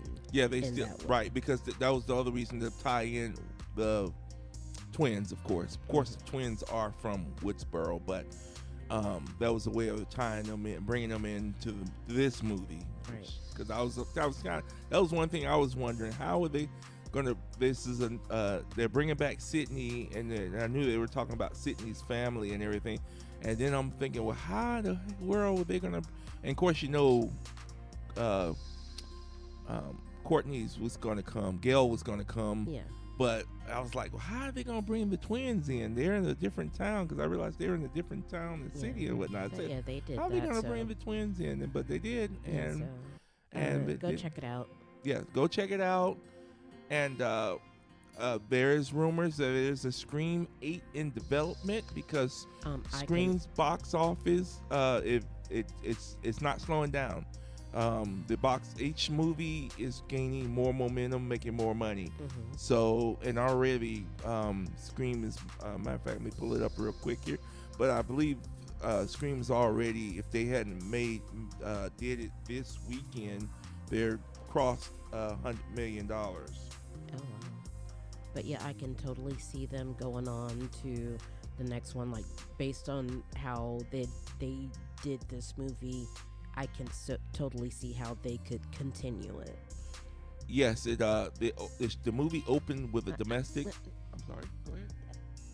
I'm sorry. We weren't going to get into. I'm just saying I could see how they could continue it. Yeah, I was just saying that the domestic box office made $63 million. Okay. And the movie did gross $118 million at the present, and it's only with the seventh, 7 or 8 day in release. Oh. So yes, they're doing good. They're doing real well. It's bigger domestic turnout, but worldwide it's done over almost 120 million, probably before the weekend's out. Okay. All right, so that's how we unwind.